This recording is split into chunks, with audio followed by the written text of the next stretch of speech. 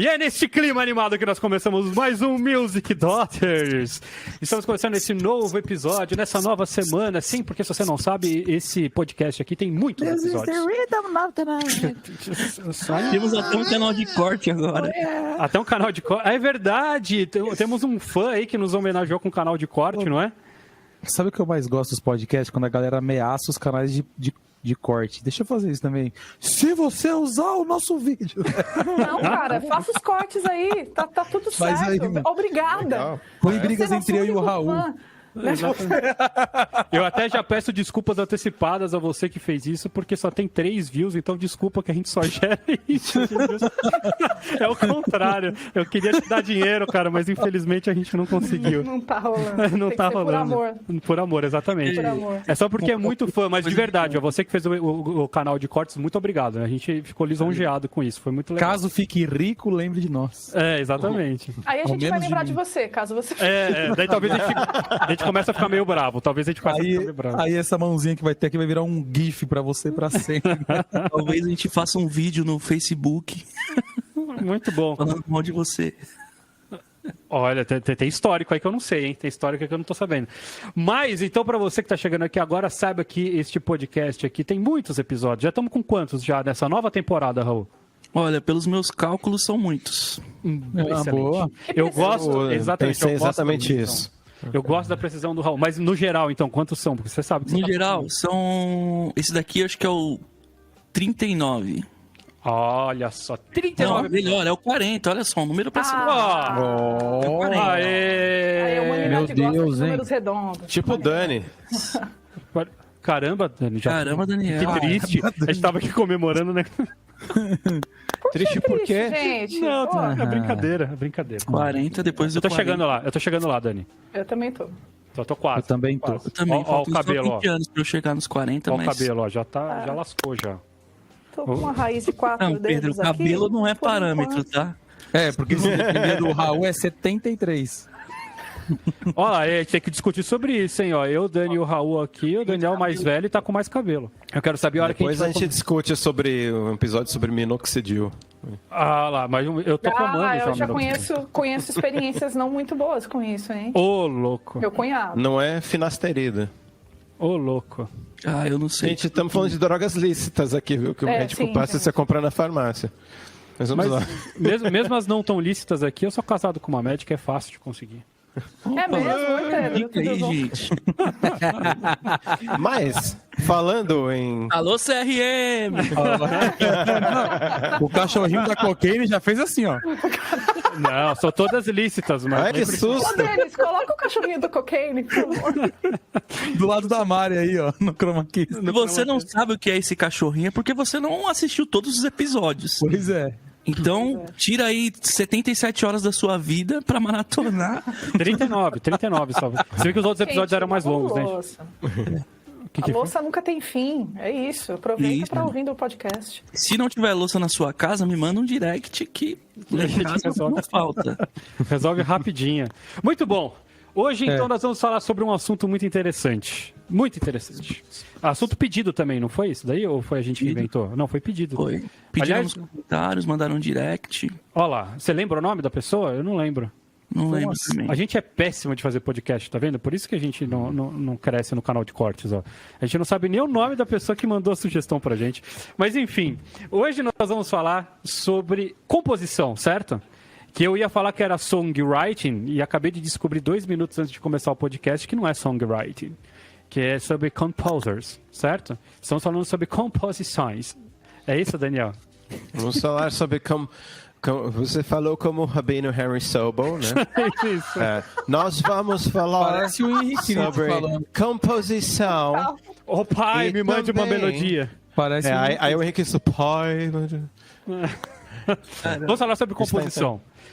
Nos mandaram essa dúvida, é uma dúvida que às vezes os alunos mandam bastante também lá no fórum, enfim, como que faz para compor?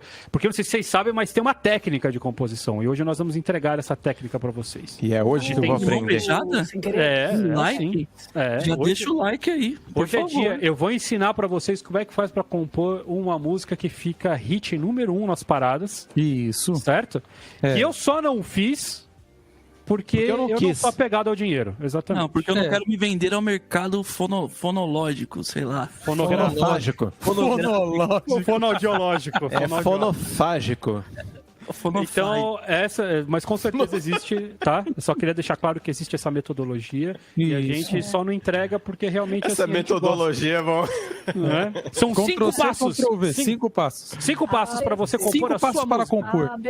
Porque Não eu é? compunha num papel de papelão de pão e hoje eu descobri o segredo e eu vou mostrar isso pra você. É só você arrastar pra cima. Exatamente. Basta você acreditar.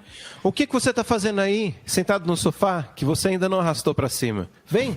Porque se você arrastar hoje de As suas 5 mil músicas não reais, o dão nosso certo? curso hoje está por 200. Você não sabe como estourar nas plataformas? Quer ser a nova Anitta?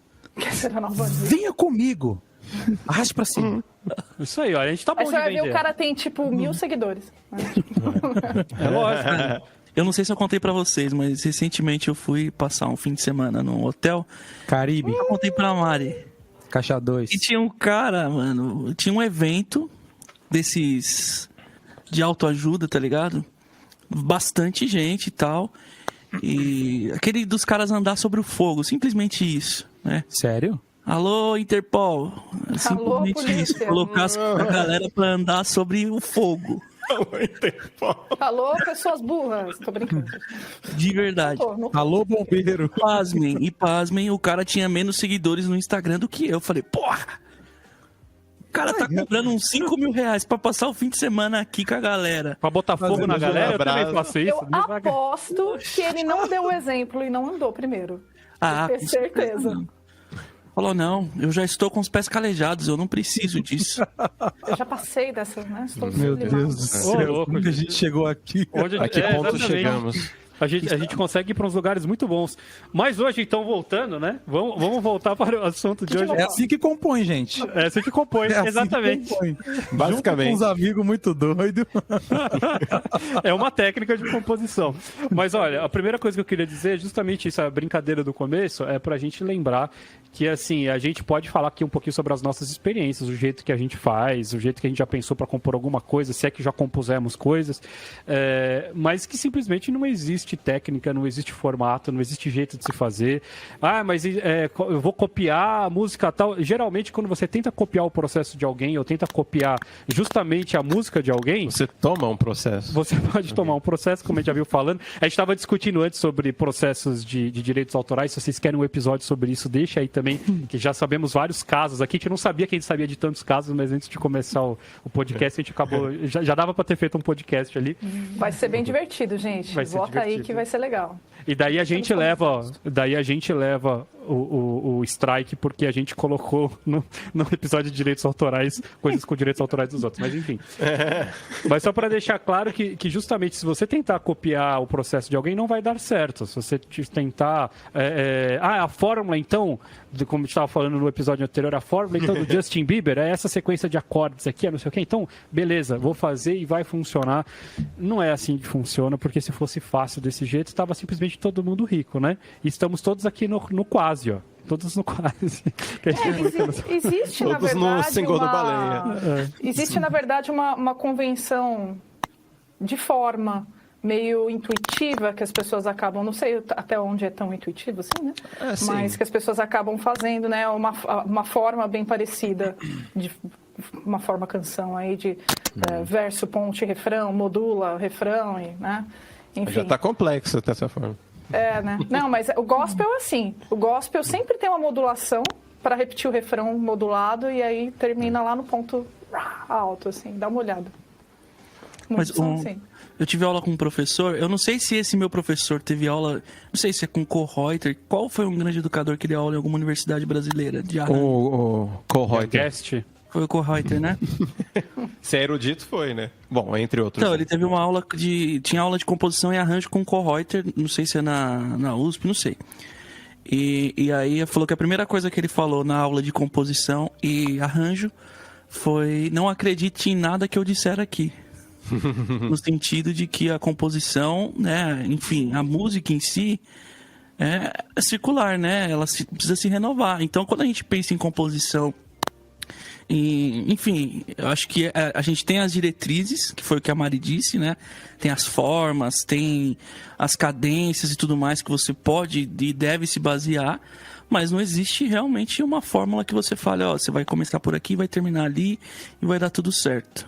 Ô Dani, você que acha que de todos nós é o cara que tem mais know-how sobre a técnica composicional, porque você fez composição e regência, certo? Sim. Como que funciona essa coisa louca de ter uma técnica? Tipo, como que se estuda a composição? O que se estuda numa faculdade de composição? Assim, eu não tive uma aula de composição no curso de composição, sabe?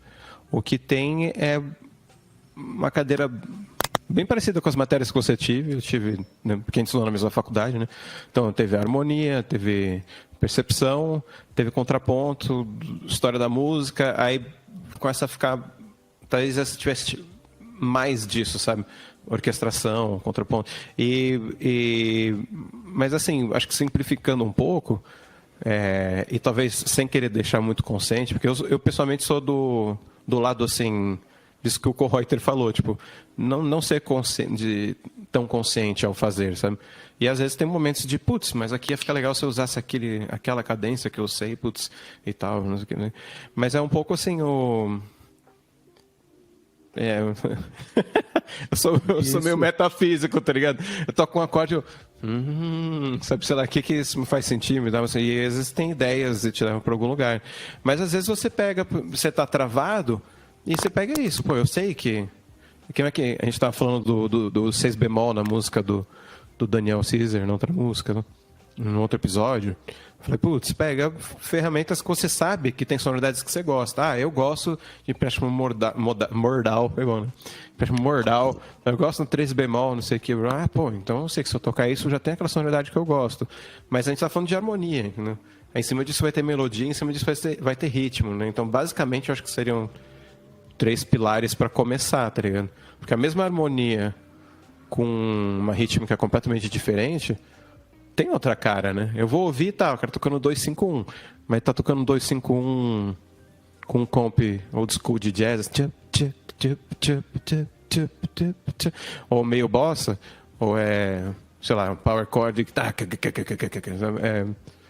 e vai ficar totalmente outra coisa, né? Acho que é daí que vem a criatividade. A gente só tem 12 notas, mas o ritmo muda, e aí os timbres mudam, e aí a orquestração muda. Se é voz e violão, se é piano e violão, se é oboé e fagote, não sei. Agora, eu tive aulas com o Paulo de Tarso, que é um dos grandes compositores. Acho que você teve também, né? Na época da faculdade. Um grande trovador, Paulo. Não tive. Não teve? Ele foi... meu gato apareceu também para dar um oi para você. Outro gato! E ele era um compositor, digamos, um compositor profissional, que tinha aquele outro lado, né? Que ele falava que compor justamente é algo que você deve treinar, né? Algo que você deve fazer. Então, que se você pretende ser um compositor profissional, como era o caso dele, ele então eu digo profissional porque era aquele tipo de pessoa que orquestras encomendam peças, é o tipo de pessoa que instrumentistas encomendam arranjos, é o tipo de pessoa que fez, por exemplo, o jingle do McDonald's. Então, tipo, o cara faz jingles, faz de tudo. E ele falava que justamente composição é treino, é você sentar e ele acordava todos os dias, sei lá, não sei se ainda faz isso, acordava todos os dias, tipo 5 horas da manhã, 6 horas da manhã e compunha todos os dias. Falava, logicamente que a maioria das vezes o que eu componho é lixo, né? Não uso para nada, mas o hábito de sentar, de tentar fazer, de encontrar caminhos, de repente um dia sai alguma coisa interessante. Porque eu acho que tem um caminho legal aí do compositor, que eu acho que de repente a galera não sabe, que a gente sempre imagina o compositor é aquele tio que tem um violãozinho em casa e de repente ele vai lá, tive uma ideia aqui, pega 3 acordes, fez uma letra no papel de pão e, poxa, saiu uma musiquinha bonitinha, de repente ele conseguiu convencer alguém a gravar, de repente ele lançou 3 músicas, a gente tem um monte de casos assim, né? Desse compositor completamente intuitivo, né? Que tem justamente essa memória musical que faz ele juntar coisas, mas que ele não tem consciência.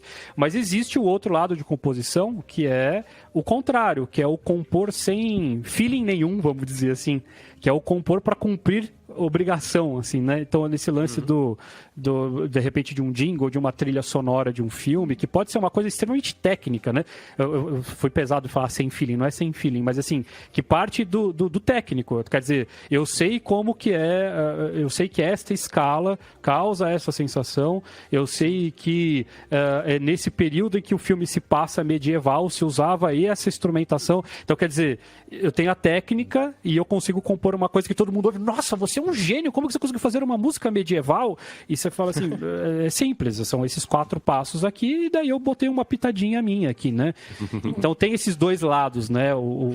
A carreira compositora, assim, e eu... Quando isso você falou que você falou de trilhas, às vezes, de filme, tem vários caminhos e realmente as coisas estão estabelecidas no mercado e aí várias pessoas começam a fazer igual, sabe? Então, sei lá, o Hans Zimmer começou a fazer aquelas trilhas com muita percussão, aquela que é até não natural, né? Se for uma orquestra tocando numa sala, não soa daquele jeito, né? Um monte de tambor. Ou você tem 40 tambores tocando, né? E gerou um trend que ficou, e aí acabou ficando meio que definido no imaginário, assim, talvez você falou esse negócio que a pessoa que sabe na intuição porque é um elemento cultural, assim, né? Que ela cresceu com aquilo e inconscientemente faz parte do dia a dia, né? Aí tem até os casos que você falou, da música medieval, tem até os casos do falso étnico, né? Então, tipo, vamos fazer uma música para um filme que, tipo, sei lá, o Gladiador, não sei o quê. Aí o Gladiador tem aqueles... sabe assim? Tipo, mas quem disse que cantavam assim em Roma, sabe? Não era isso, assim, sabe? Mas música tipo, antiga é sempre um lugar, assim. Sempre assim. Isso é, tipo, levemente centro-oriente, assim, sabe? Pensando no globo. E aí já tipo, automaticamente eu aceito como assim, tá, é uma etnia... lá do Oriente Médio, não sei o que, assim, e depois não tem nada a ver, assim, é uma etnia inventada, tá ligado? Assim, eu acho que, Dani, tem esses compositores que tentam, não sei até onde é de propósito, né, trazer o generalista até para o consumo dos ocidentais. Por conta da informação generalista que a gente tem, é o que a gente vai entender e consumir melhor, mas O que eu acho que é o seguinte, o Pedro estava falando sobre compor jingles e tal, né? E é engraçado o quanto de compositores super ferradões, assim, bons pra caramba, que compõem para orquestra, compõem para vários tipos de formações, né? E que vão compor jingle e, tipo, uma coisa super que você olha 4 acordes e parará. Eu trabalhei com composição de jingles, né? Só que eu não sou compositora, né? Tipo, eu meio que acabei me tornando ao longo dos anos, mas sem nenhum tipo de formação. E eu fiz alguns jingles para algumas marcas legais, inclusive, né? Eu trabalhei com a Renault, trabalhei com a Puma, trabalhei com a Davene. Foi bacana. Só que o mais difícil para mim, que não sou profissional, mais do que a questão musical, porque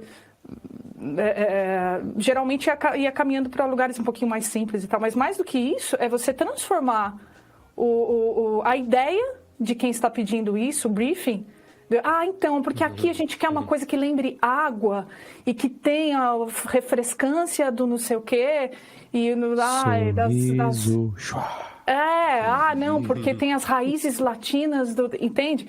Então, eu acho que não é só uma questão... Ser compositor não é só uma questão técnica, é muito... E a gente escuta as trilhas e sabe a diferença disso, claro. Sim. Mesmo na simples, a gente percebe quando tinha mais, que a pessoa entende mais. Mas eu acho que também tem essa grande criatividade. Não basta você manjar muito de música e saber como as coisas funcionam logicamente, né? Essa coisa cerebral.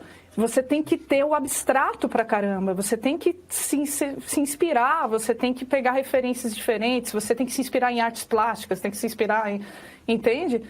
Eu acho, né? O lance da referência é muito mais importante de qualquer outra coisa. Né? Exato, exato. Acho que quanto mais ferramentas você tiver e for colhendo no meio do caminho, é melhor, porque assim, é isso que a Mari às vezes você tem a técnica para fazer aquilo, só que você não tem habilidade para traduzir o que essa pessoa está te pedindo, e você não tem habilidade para traduzir o que essa pessoa está te pedindo porque está te faltando repertório para entender essa linguagem dessa pessoa. Porque uma pessoa leiga, ela vai falar assim, eu quero que...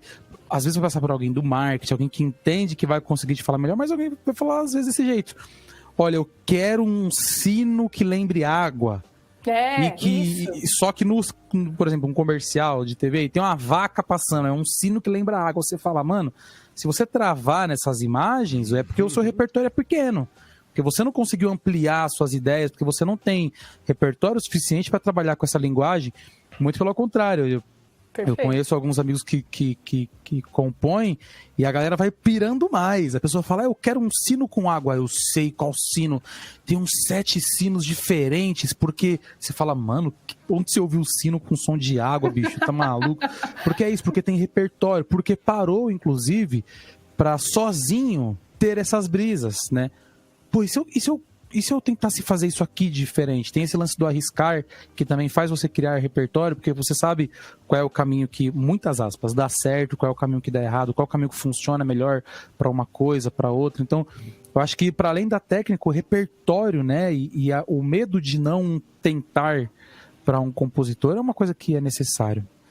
Mas o repertório, eu acho que não tem nada a ver com repertório musical, pelo menos. Não, é repertório de vida. Abstrato. Tanto que a gente, enfim, isso não é de hoje, né? Tem gente que compõe, sei lá, olhando para um quadro. Então eu vou fazer uma composição, tem, sei lá, o nome da música chama Mona Lisa.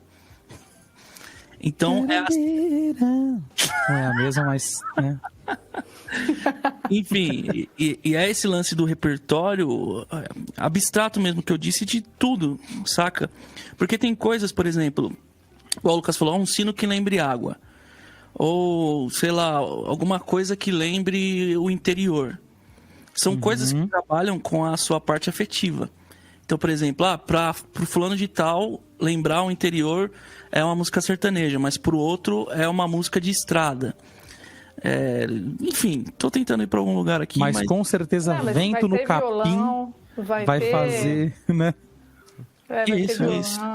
Então são as coisas externas. Mas o mais legal da composição é que eu acho que é uma das partes da música mais democrática. Que realmente, se você não entendeu merda nenhuma do que foi dito até agora, você consegue compor uma música tão boa quanto quem consegue, enfim, tem todas a bagagem teórica, a bagagem de repertório, assim como a improvisação também.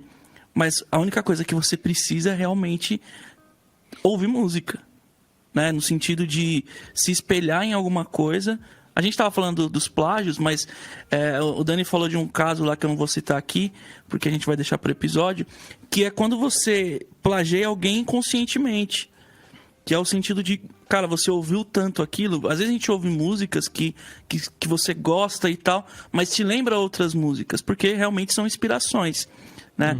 Então, é óbvio que o repertório externo, além da música, é muito importante, talvez mais importante, mas você tem que ter um repertório mínimo musical para você conseguir compor alguma coisa. Mas, Raul, você sabe que isso, um período da minha vida eu fiz isso. Até porque eu acabei precisando. Mas isso é um baita de um exercício. Se você está trabalhando com composição por algum motivo, né, é legal você... Bom, eu vou pegar alguma coisa inspirada em Gilberto Gil. Deixa eu ouvir. Tudo que eu conheço do Gil, deixa eu entender padrões dele, o que ele gosta de usar. Pô, a voz dele, ele usa falsete pra caramba, então eu tenho que pensar numa melodia que tenha isso. Perfeito. Tem que pensar na maneira como ele usa os acordes, nas aberturas que ele faz, sei lá, né, na maneira rítmica da mão direita dele, né? Enfim, isso é um baita de um exercício legal, que não é uma coisa que você faz de bate-pronto, né? A não ser que você já seja fã de alguma coisa, enfim, mas é um trabalho de pesquisa e é super gostoso de fazer. Quando você não tem pressão, é super gostoso de fazer. Mas quando você trabalha em agência, ou para as agências, como era o meu caso, rola muito isso. Tipo, pô, eu queria... isso aqui meio... um sambão meio Alcione. Aí você fala, puta... Aí você vai lá ouvir tudo da Alcione, né? E aí, tipo... então, isso rola muito, porque a referência das pessoas que não são musicistas, não são músicos, vem daquilo que eles consomem, né, também. Então, eles vêm com as demandas mais prontas, assim. E aí cabe você também, às vezes, entender qual que vai ser o diferencial que você vai colocar lá. Porque, às vezes, as pessoas falam que quer e não quer, né? Eu quero isso. Aí você faz isso e fala, pô, mas não é isso, pô. Então não é. Cara, o Lucas é um cara que, se você vai tocar com ele e começa a dar as referências, é muito difícil, viu? Por quê? Como assim? Porque ele fala, mas como assim, cara? Como assim? Não, é tipo o quê? Não. Como assim? Não entendi. Agora eu não entendi. Mano do céu. Acontecendo ao vivo. Não, entendi. escreva aí na partitura. Eu não quero saber. É isso, esse é o Lucas. Entendi. Né? Porque é isso, mas é sobre como você também, eu acho que esse lance da composição é isso. É sobre o como você sabe que você funciona para aquilo. Às vezes o caminho que é fácil para o outro é extremamente difícil para você. Então você precisa entender o seu caminho para pegar o caminho do outro, traduzir para o seu caminho e fazer funcionar. Porque quando a gente está falando de composição, eu tô pensando em um monte de coisa, não só música, mas jingle, etc. E acho que é da Vivo, né? Assim, Deve ser. Fala Eu imagino que não é da Oi, não. Eu imagino que... De assinatura. Mas é porque pode ser qualquer outro nome que tem esse taran, pode ser, né? Não lembro se é da Vivo mesmo. Mas terça maior descendente aí, é super usado. cara, A Mari tá com a percepção, hein? Terça maior descendente de um baterista é pra quem tem ouvido. É pra quem fez curso de percepção melódica na Music Dot. E eu continuo estudando. Continuo estudando. Não tá Tô no guardando. ponto dos acordes sobrepostos aí, né? Mas é isso aí, melodia. E aí, tipo assim, tem esse lance de para o que você quer o seu trabalho também, para isso você precisa ter um repertório, etc. Porque assim, você imagina que tudo quanto é criança que vê esse comercial reproduz isso. E aí a marca vai sendo propagada por uma coisa desse tamanho. Você não precisa colocar 1 milhão de instrumentos, tal, não tem isso, né? Então, tem que entender qual é o seu caminho para que você consiga chegar naquele resultado com uma tranquilidade também. Meu Deus, foi um caminhão que bateu no trem aqui? Não deu pra ouvir, não. Nossa, Mas é isso, é Já guarda esse som, também, hein? cara. Guarda esse som pra composição. O caminhão já bateu no trem com você? Uau, caminho. Mas enfim, o cachorro do Corquinho. Não, mas eu acho que uma dica pra quem quer começar a compor de uma maneira mais, sei lá, cerebral, por exemplo, mais pensado mesmo, é você analisar as coisas que você gosta. Quando eu tive aula de composição, a primeira coisa foi, vamos analisar as músicas X e Y, pra gente ter um direcionamento do que a gente vai querer fazer. Então, o que é esse analisar? Você pode analisar de diversas formas. E aí não é uma questão de você precisa conhecer campo harmônico, você precisa conhecer aquilo. Dá o seu nome, né? Eu sempre falo isso nas lives, quando o pessoal pergunta sobre essas coisas. Aquele dali é a tônica, mas se você quer chamar de José, chama de José. Beleza, vai acontecer que quando você for tocar com o Lucas, eu vou falar, não, mano, José é meu tio, eu quero saber que acorde que é esse. Isso. Então, mas é que dá para ir além disso, né, Raul? Porque eu acho que para você que está começando e fala, não, mas isso que vocês estão falando é muito difícil, o primeiro passo, então, que eu acho que a gente concorda geral, é essa coisa do repertório. Você ouvir muita coisa diferente e é ouvir de forma analítica, porque o que o Raul está dizendo, você não precisa saber o acorde. Mas, com certeza, se você nunca estudou música na sua vida, se eu mostro para minha mãe, que deve estar assistindo a gente aí, uma música X, fala, mãe, o que você escuta dessa música? Se ela parar para prestar atenção... Ela assiste todas as lives, ela deve não é? Deve manjar mais pra teoria do que a gente. Se eu der o papel para ela e falar assim, escreve 5 coisas que você pensa ou que você tira dessa música. Ela consegue, porque qualquer pessoa consegue fazer isso. Sim. Para mim essa música parece ser lenta. Tá bom, música lenta. Para mim essa música... eu consegui perceber que tem um violão. Beleza, violão. Sabe assim, coisas que parecem que são bestas, mas que no fim das contas, se você não tem ter essa consciência que te torna um compositor, um arranjador. Que daí você vira e fala assim, o que eu quero para minha música? Putz, eu quero um violão. Eu quero que a minha música também seja lenta. E daí, é assim que você monta. É que a gente, logicamente, quanto mais experiência de musical você tem, maior fica essa lista, né? Então você já sabe, não, eu quero um acorde com sétima, eu quero que comece no 4º grau, eu quero que a orquestração seja tal, eu quero que a melodia comece na 9ª, eu quero... Beleza, mas é essa lista. Não deixa de ser essa mesma vai lista. Vai descobrindo os ingredientes, né? Exatamente. Porque, na verdade, a música, né, tipo, ela quer passar alguma coisa, tá? Seja uma emoção, uma sensação abstrata, sei lá, ou seja uma coisa mais concreta com letra, com, né, uma figura mais concreta, assim, né, uma imagem. Mas é isso. Acho que o músico ele tem acesso a mais ingredientes. Tem aquela pessoa que cozinha em casa, que, eu sei cozinhar, uso, sei lá, pimenta, cebola e sal. É isso aí que eu uso. E aí tem pessoas que, eu coloco aqui, né, páprica, coloco o negócio... Não, ou a pimenta, eu tenho 10 tipos de pimenta, 10 tipos de pimenta. O cara e sabe você já diferente. entende, né? Pô, essa pimenta aqui, ela vai bem com isso aqui, quando eu quero provocar tal coisa. Perfeito, mano. Saber o que você quer, é tipo cozinhar mesmo, né? Sempre que coloca comida no meio, fica mais fácil de entender. também Mari acho. foi genial. eu também Mari foi acho. genial. O Raul, então... Adoro. Acho Não, que tem mas duas coisas... Desculpa, fale. Vai lá, Dani. Não, tudo bem. Vai lá, você, vai lá. Tem duas coisas que eu acho que às vezes misturam, ficam... não necessariamente vão andar juntas, mas já podem andar juntas, né? Que acho que foi o Pedro que falou, compositor e arranjador, né? Às vezes uma pessoa que compõe uma música, sei lá, senta no piano, vai escrever uma melodia e uma harmonia. O arranjador vai pensar um arranjo, não, aqui vamos colocar uma bateria, quero uma percussão, não sei o quê, eu quero aquele teclado, aquele não sei o quê, precisa ter um violão, vamos aquela back vocal, uma coisa tamanho de ideia, sei lá. Aí seria o arranjador, né?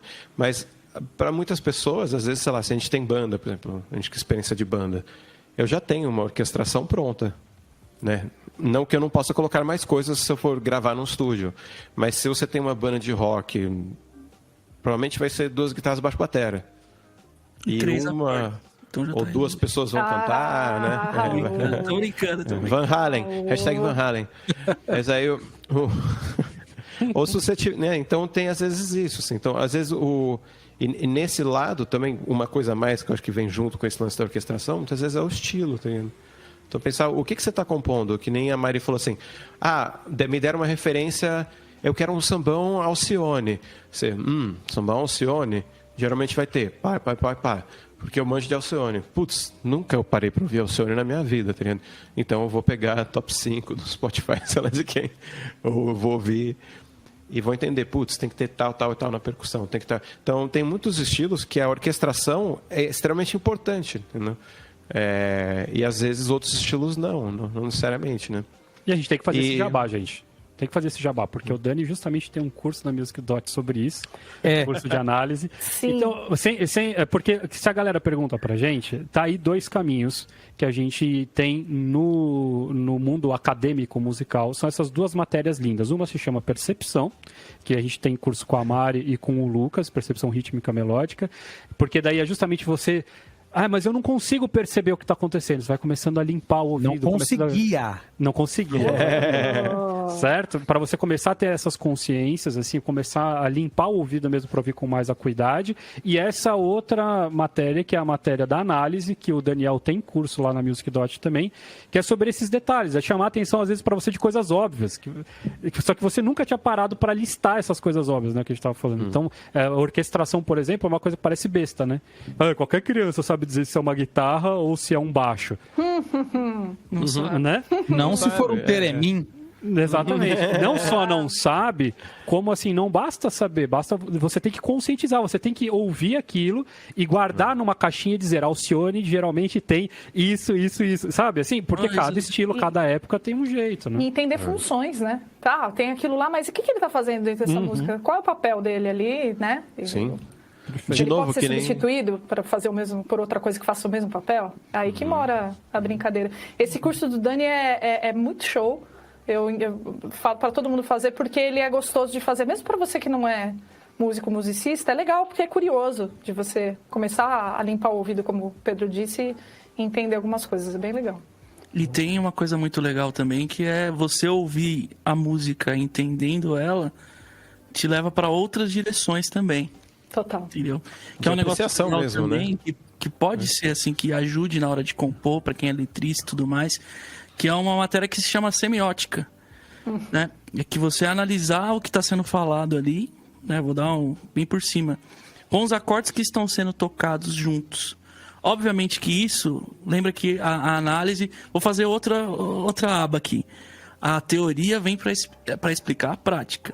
Então, não necessariamente a semiótica é um fato verídico ou uma verdade absoluta.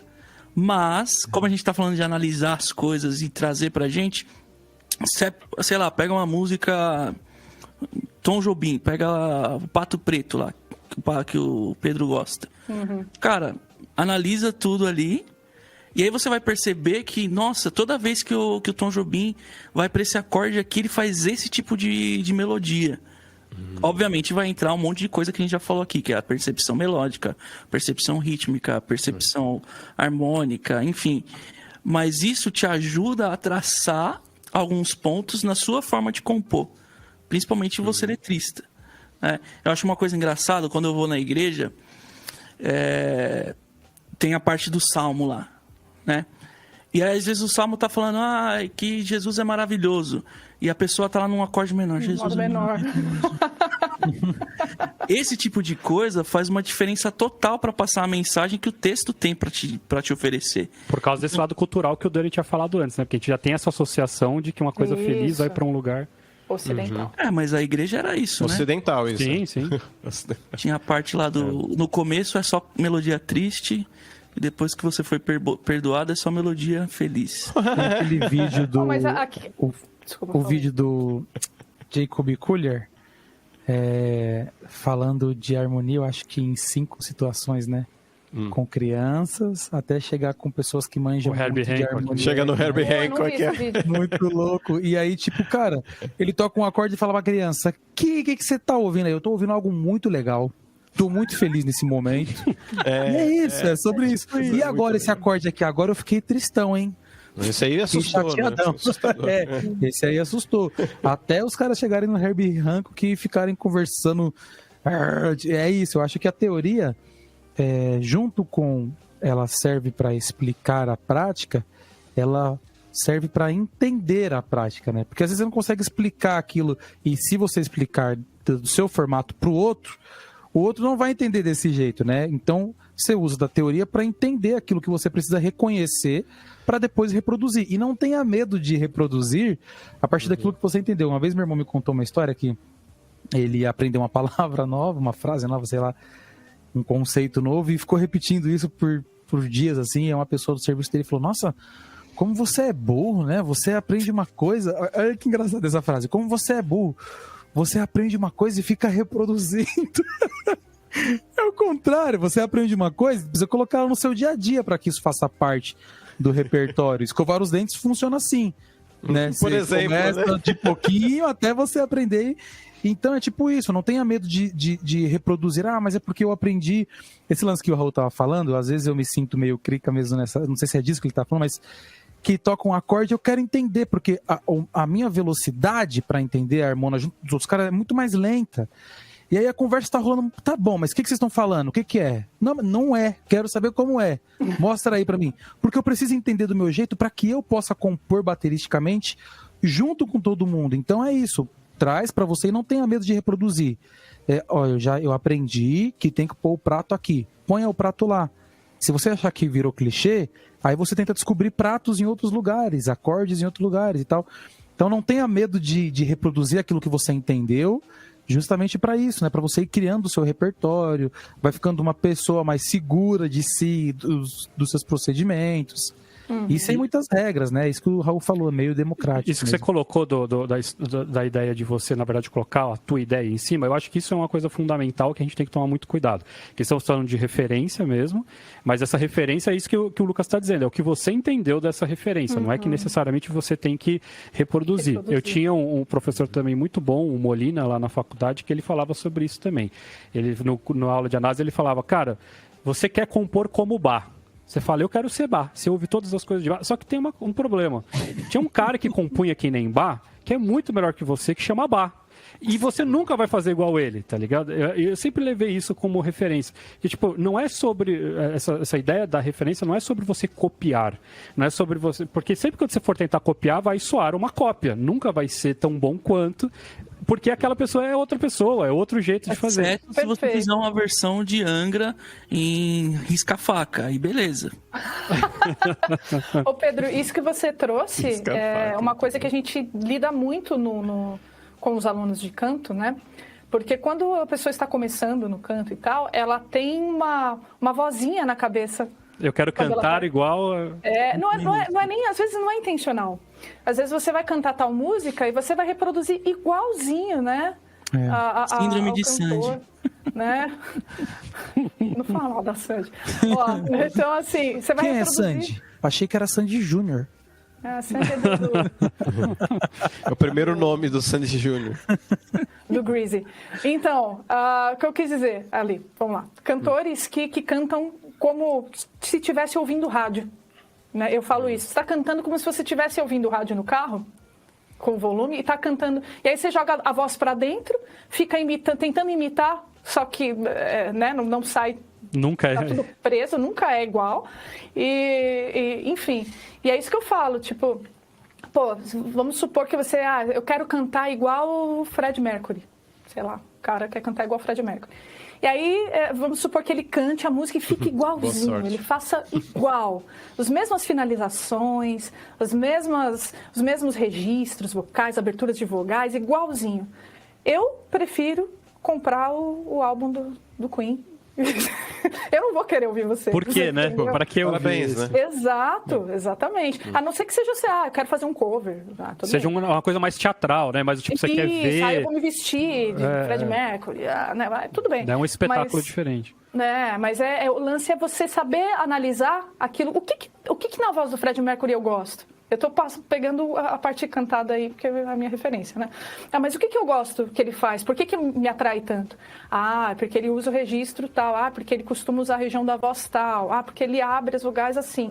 Então, deixa eu tentar fazer isso do meu jeito. Na minha outras voz, músicas, né? Adaptar. Então, é bem... Mas acho bem legal, Mari, esse lance da voz. Porque a voz, talvez, entre todos os processos, seja o que é mais óbvio isso, né? Porque na voz é mais difícil você copiar alguém. Né? Porque cada um tem. Eu posso querer cantar igual a Ana Carolina, cara. Sorry, eu não vou cantar igual a Ana Carolina, certo? Eu tenho um determinado. Certo? Eu tenho um determinado range, não tem jeito. No piano, meio que, teoricamente, a maioria das pessoas vai ter os 10 dedos, as mesmas notas, com o mesmo timbre. Exato. Então, é um pouco mais fácil de eu copiar alguém. Assim, né? Se eu pegar a partitura, transcrever. Mas ainda, dependendo de quem for, até o jeito que a pessoa movimenta a mão sim, já tem uma linguagem diferente, total. né? Muito doido. Mas acho que no canto ainda é mais uma área que, assim, que o melhor é você tirar o melhor de você do que você tentar imitar uma outra pessoa, né? Então, que tem tudo a ver com composição. É melhor você tirar o melhor de você e falar assim, não, faça aquilo que você tem de bom, com as tuas referências, com os teus caminhos, do que tentar imitar a composição de alguém, né? Ô Pedro, eu tinha falado agora há pouco sobre a pessoa testar, e eu fiquei lembrando muito de um amigo do Leon, que é um amigo meu que estudou composição na Santa Marcelina. Saudade do Leonzinho. E eu tenho eu lembrei de duas, estava rindo aqui porque eu lembrei de duas referências de situações, que como chama? Um trechinho de uma música para começar um programa, sabe? Tipo... A vinheta? Uma vinheta, muito obrigado. E aí tem um programa do Skylab, tinha um programa do Skylab, eu acho que no Canal Brasil, que chamava Matador de Passarinho. E aí a vinheta, eu me lembrei disso esses dias porque o Raul me mandou um vídeo. E a vinheta é muito doida. Começa uma vinheta... Você chegou a ver a vinheta, Raul? Nem percebi, mano, começa uma vinheta super tranquila. Começa uma vinheta mal tranquilo, de repente uma guitarra, tipo, mó ska assim, matador de passarinho. E tinha um piano com uns passarinhos cantando. Você toma um choque. Mas você via um cara, mano, com uma faca na mão, caçando uns passarinhos na árvore. Você fica tipo, tudo bem, tem a questão visual também, mas só a questão sonora, você toma um susto de verdade, assim, porque tem uma música que ela te leva, uma harmonia, uma melodia que ela te leva a repousar, você fica muito à vontade. Você fala, pô, quero ouvir o que tá acontecendo, matador de passarinho. Você toma ali um susto e é saber trabalhar. Uma outra referência que eu tenho que é totalmente distante, que é uma coisa que eu já citei aqui em alguns episódios que a gente estava gravando, do Miles Davis, de um filme que ele fez a trilha sonora ao vivo e virou um disco, inclusive, né? A banda tá atrás é um cinema francês, eu vou lembrar o nome no final e falo para todo mundo, ou eu pesquiso, se eu não conseguir lembrar. Mas o Miles é chamado para fazer trilha sonora de um filme, ele falou, beleza, quando o filme for lançado, dá o salve lá que a gente vai. Aí ele colocou a banda atrás do telão, ele ficou na frente do telão, meio que para ver o telão e conseguir ver a banda, e enquanto o filme foi rolando, ele foi criando a trilha sonora com todo mundo assistindo, assim. Então, super ao vivo, na hora, assim, na hora do vamos ver. E é isso, né? Sobre isso. Precisa estar com as referências de sensações, de sentimentos, de causas, tudo muito próximo, assim, para conseguir colocar. E a banda precisa ter aquela outra leitura de, tipo assim, tô sacando o que esse cara quer me passar, que é uma banda que já toca há muito tempo com você, só do jeito dele olhar, o jeito que ele toca, a situação que ele usa. Então, ter essas referências, tanto de um lado quanto do outro, para conseguir causar esse choque é importante, né? Eu acho que a gente tem repetido muito isso, ou pelo menos eu, de repertório, né? E o Raul falou muito bem, não é repertório de música, ficar ouvindo de Skank a Bá, não é isso, é sobre... É também, né? Mas também. Também. Mas é sobre, tipo assim, se ligar no som da maçaneta da sua porta.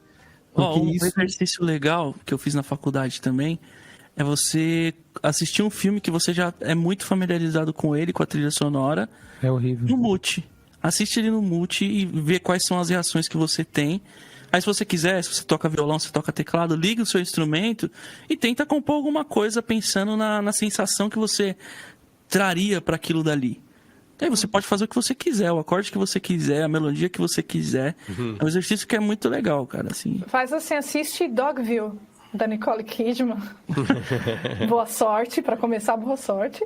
E segundo, experimenta. Porque lá, não sei se vocês já viram, né? Tô trazendo um negócio nada a ver, mas tudo bem, porque o podcast é isso aí, né? Mas o Dogville.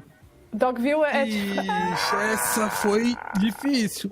Cadê o Matador dog de das passarinhos. drogas? Matador de cachorrinho. Matador de cachorrinhos. Não, é que assim, é um filme que é feito especialmente para te trazer essa sensação do vazio, porque ele é todo feito num palco, como se fosse teatro, e ao invés de ter cenário, ele tem delimitado no chão, tipo, escrito quarto. Que nem se fosse um Saca? mapa, Rua. assim, né? Nem se fosse um mapa. acho que eu vi isso daí, chapado. um pedaço pelo menos. Esse E é animal. aí o vídeo é todo feito lá, assim, sem parar, né? Os personagens e tal, e não tem música, não tem nada. Então é a capacidade de abstração lá, né? Não E é tão fácil. intenso que alguns minutos dentro do filme você meio que esquece, né? Você meio que tá ali na pira. Você já Você começa... tá brincando de casinha, que nem O criança. tapete tem escrito dog, né? Ela passa a mão no dog tem um e dog tem deitado lá, a faz sonoplastia, assim. Aí tem... E ela... Nossa. Mas, Mário, eu acho que isso tem tudo a ver, que você falou, com o que o Lucas estava falando. Putz, eu não sei se eu estou batendo de novo na tecla que todo mundo já falou, que acho que eu queria sugerir uma palavra diferente. A gente está falando de repertório, eu queria sugerir a palavra bagagem. Porque bagagem, acho que é uma coisa que... Qual que é a bagagem que a gente está trazendo quando a gente vai fazer o trabalho? Vai ter o repertório de música que eu tenho, vai ter o repertório de experiências de vida que eu tenho, vai ter o repertório cinematográfico que você falou. Putz, vi o Lars von Trier lá. Gosto dos filmes da Almodóvar. Entendeu? Se eu assistir um monte de filme da Almodóvar, você está em um repertório de um jeito. Se você for ouvir o Rogério Skylab... Tem todos isso. Você traz um repertório... Assim, né? E todas essas coisas são extremamente válidas. Entendeu? Se você gosta de moda, entendeu? É extremamente válido. Se você gosta de artes plásticas, escultura, e a sua opinião sociopolítica, entendeu? E o que você entende sobre a interação de, sei lá, os problemas da sociedade, raciais, e vai super longe, vai para todo lado. Entendeu? Tudo isso vai fazer parte do mistério do planeta. O mistério do planeta, total. Assim. Então tudo isso faz parte. Daí a minha provocação aqui que eu queria trazer também, que a gente acabou falando bastante da dica genérica, mas todo mundo aqui já compôs alguma coisa? O Pedro já. Eu já. O Pedro já. Não, eu já compus também, Daniel, bastante para a faculdade, inclusive ganhei muito dinheiro na época, fazendo trabalhos que ninguém louca, fazia. comprando coxinha, trocava por coxinha. Que beleza. O Dani tem disco, né, Dani? Eu gravei bastante, alguns discos de banda diferente, assim. Então eu queria justamente, em poucas palavras, que a gente dissesse mais ou menos como que acaba sendo o nosso processo criativo. Acho que é legal para as pessoas saberem também. Era um pouco dessa curiosidade que tinham mandado pra gente.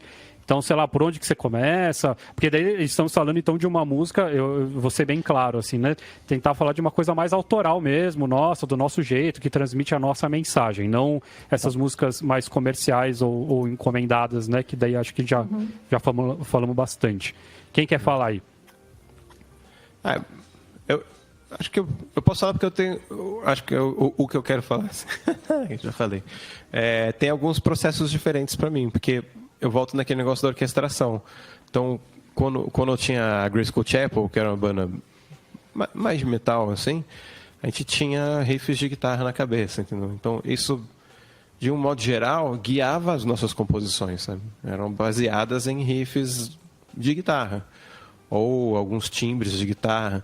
Ou, às vezes, o batera chegava, cara, tive uma ideia esse fim de semana tocando, aí fazer um groove, aí você, caramba, entendeu? E aí... Que nem o Raul falou do filme, tenta encaixar alguma coisa na cena do filme. Aí eu, caramba, nossa, você tocou, me deu uma ideia de um riff de guitarra. Essa experiência, eu tava pensando pedaleira, guitarra pesada, aí uns timbres doidos com uns delays malucos, não sei o quê. Não tem nada a ver, sei lá, com um outro trampo meu, Guaiamun, que o disco é quase todo voz e violão, né? E aí, então, é completamente diferente, assim, Ou não, né? Talvez nem seja tão diferente, porque para mim, como eu toco mais do que eu canto, para mim é muito mais difícil cantar do que tocar. Então, às vezes eu escrevo assim uma música inteira só com os dedilhados, você não vai cantar, né? Leva um pito. Mas é esse processo que a gente quer ouvir, Dani. Então você, por exemplo, você é uma pessoa que não vem cantando uma melodia. Se você precisa fazer uma melodia, vem no instrumento. Raramente melodia vem antes e muito mais raramente junto ao mesmo tempo, né?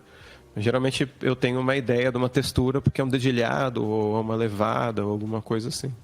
Porque eu tenho suposições de que talvez para a Mari seja diferente. Dançou. Dancei? Cara, pouquíssimas vezes. Falando de música minha mesmo, né? Uhum. Para começar, porque as minhas músicas autorais, elas são completamente despreocupadas em ser alguma coisa. Elas são sempre muito, muito eu, assim, muito o que eu estou sentindo, muito o que eu estou vendo, muito alguma coisa, eu não estou preocupada. Então, como o meu instrumento de intimidade, não estou falando que eu sou boa nele, mas que eu tenho mais intimidade é o violão, geralmente... poucas vezes eu venho com a melodia.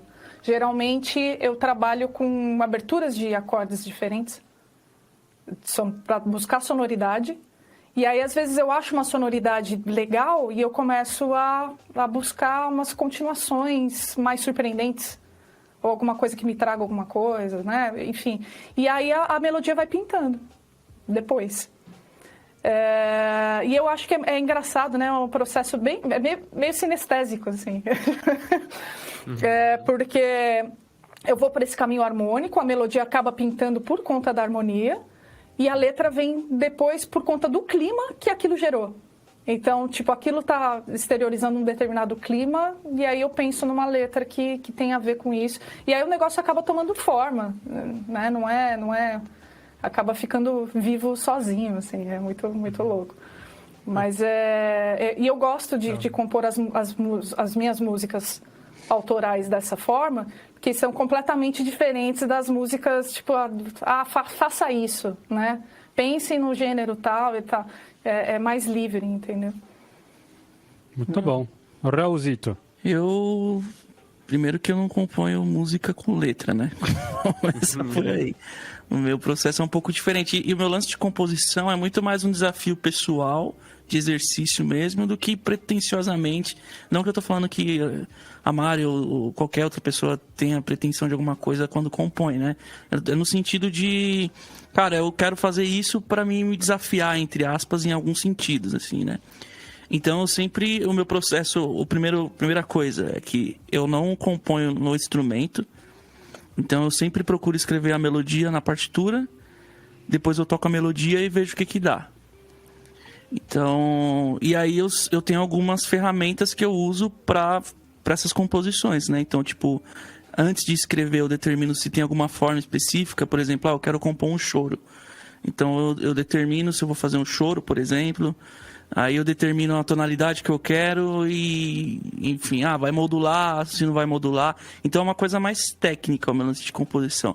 Mas tem também algumas que são, enfim, que talvez tenha até uma pretensão de estar no meu disco. E que eu mostrei, acho que é uma ou duas pro Lucas, que aí vai num sentido mais inspiracional mesmo, assim, de tipo... estou estudando, estou tocando alguma coisa ali, de repente, putz, surgiu um trecho aqui de acordes, uma progressão aqui, que, pô, aqui dá um jogo legal e tal. E aí, normalmente, eu gravo no celular e depois eu vejo o que dá, assim. Então, tem esses dois lados. E tu, Lucas? No ano passado, me pintou uma melodia na cabeça, assim, que a gente estava no começo de quarentena, etertena, né? Não acaba nunca. E meu filho tinha acabado de nascer.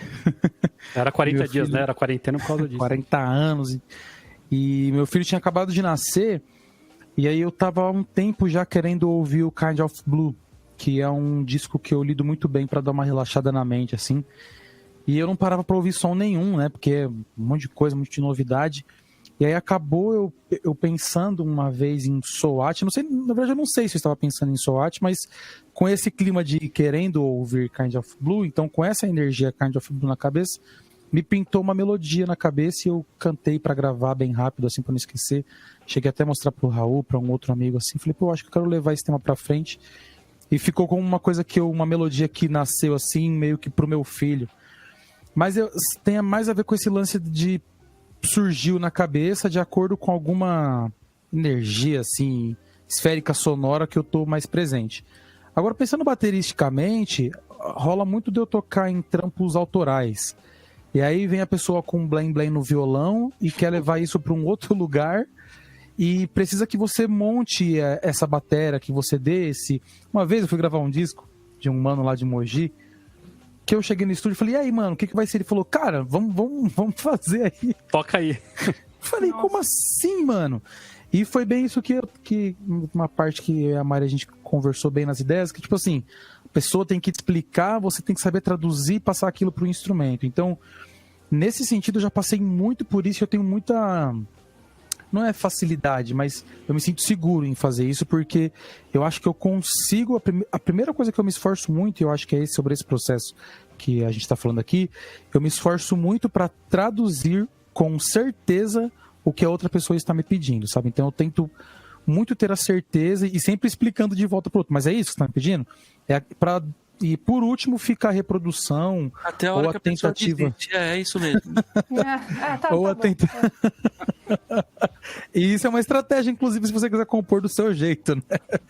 Mas assim, até eu começar a criar aquela bateria do jeito que eu gosto e tal.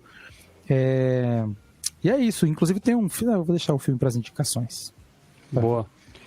No meu caso também eu tenho pouquíssimas coisas que eu geralmente não toco o tempo bastante para ter tempo inspiracional, assim. Então, no fim das contas, quando eu tô tocando alguma coisa é para de fato estudar também, como o Raul falou, mas não dá tempo de compor. Eu estou estudando as outras coisas que eu quero estudar e acaba não sobrando tempo de tô numa brisa aqui com o meu instrumento.